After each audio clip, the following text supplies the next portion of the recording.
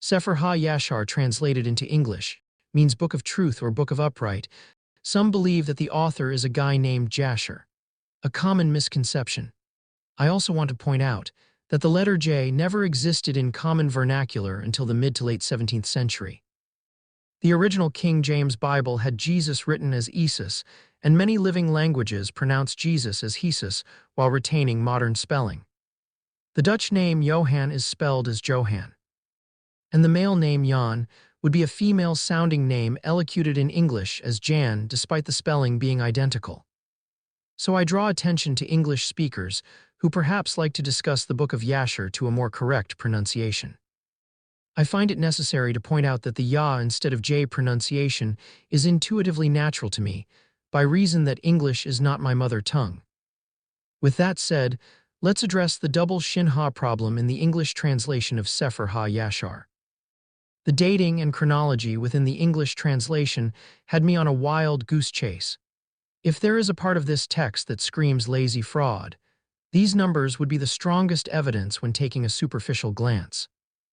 We consider the three different chronologies we have of Genesis chapter 5. Follow the logic with me.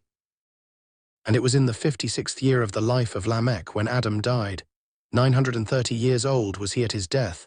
And his two sons, with Enoch and Methuselah his son, buried him with great pomp, as at the burial of kings, in the cave which God had told him.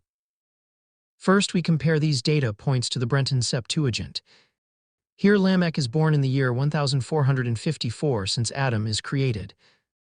This defaults to Adam being dead 524 years before Lamech's birth. Adam dies almost 2 centuries before Enoch is born. Lamech being unborn at the time of Adam's death places either Yashar chapter 3 or the Septuagint's Genesis chapter 5 as an obvious false witness. Lamech was born 524 years after Adam's death. The discrepancy is that one testifies to overlapping and the other to non-overlapping lifespans. If Genesis chapter 5 in the Brenton Septuagint is considered authoritative, then we can dismiss chapters 2 and 3 of Jasher as a fraud and further study, an effort in futility.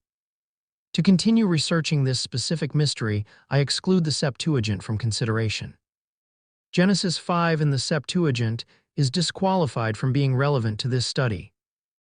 The Samaritan Pentateuch has Lamech born in the year 659 since Adam, which calculates him at 271 years of age at Adam's passing, which is still a far cry from the claim, but it leans into the Jasher narrative, yet incompatible due to the specificity of the claim.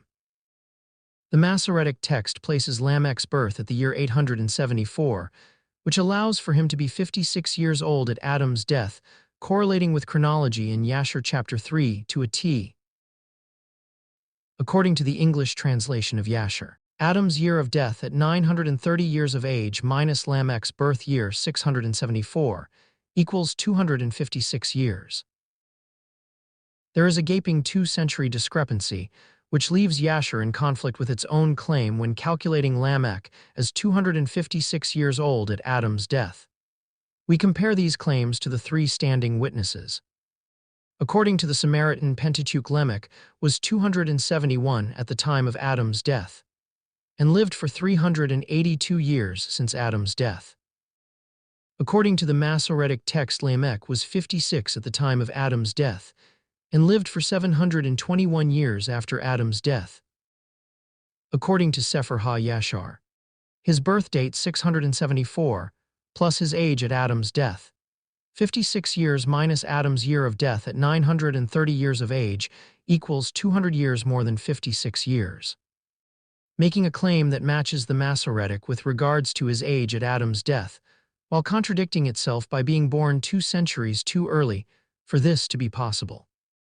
The Samaritan Pentateuch solves the 200-year discrepancy by aligning Lamech's age at Adam's death closer to what his age should be if Sefer Ha-Yashar was an accurate account, missing the mark by 15 years.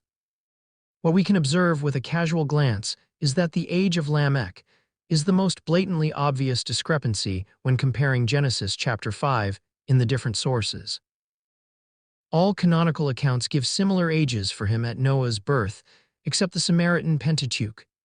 The flood years are calculated centuries apart in all accounts, wherein the Brenton Septuagint remains the outlier.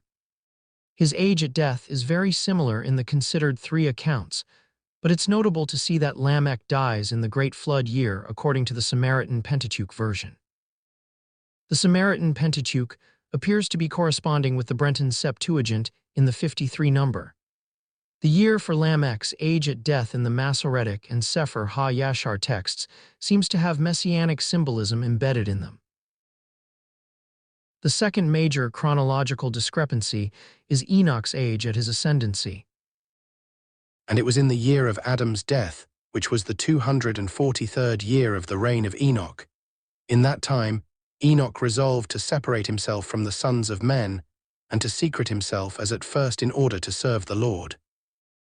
If we take Adam's age at death and subtract from it the years of Enoch's rule, we arrive at Enoch's coronation date. If we take his coronation year and subtract his birth year, we calculate his age when his rule was established.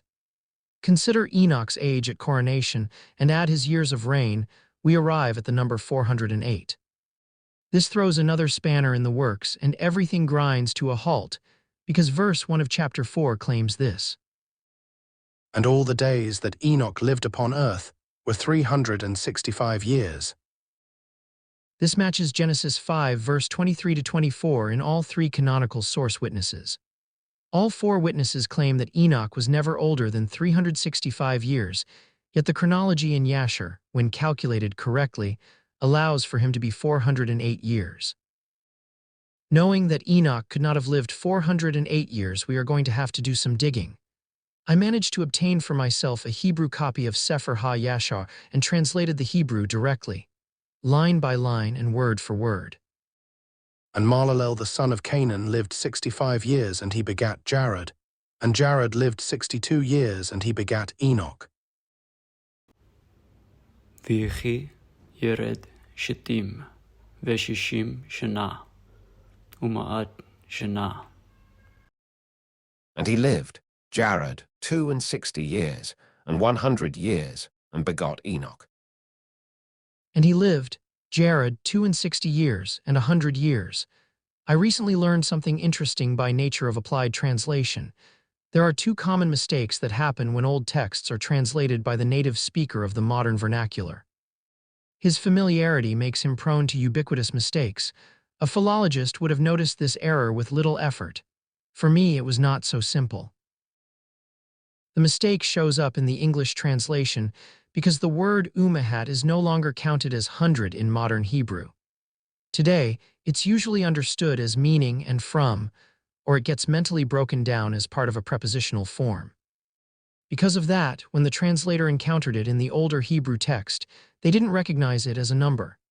They correctly translated the 2 and 60 part, but treated the Hebrew letters Vav Mem Aleph Tav as something non-numeric or incidental, so the explicit 100 in the Hebrew was effectively skipped. The result is that a full century disappears in the English translation, even though it is clearly present in the original Hebrew. I call this translator's mistake the Double Shena problem. This discovery required me to add 100 years to the life of Jared before he fathers Enoch. We try again. If we take Adam's age at death and subtract from it the years of Enoch's rule, we arrive at Enoch's coronation date. We take his coronation year and subtract his birth year. We arrive at his age when his rule was established. When we contemplate Enoch's newly calculated coronation age and add his years of reign, we arrive at the number 308. Enoch's age at Adam's death now match up to an age that allows for another half a century, or 57 years to be specific, for the narrative to match before he is 365 years of age.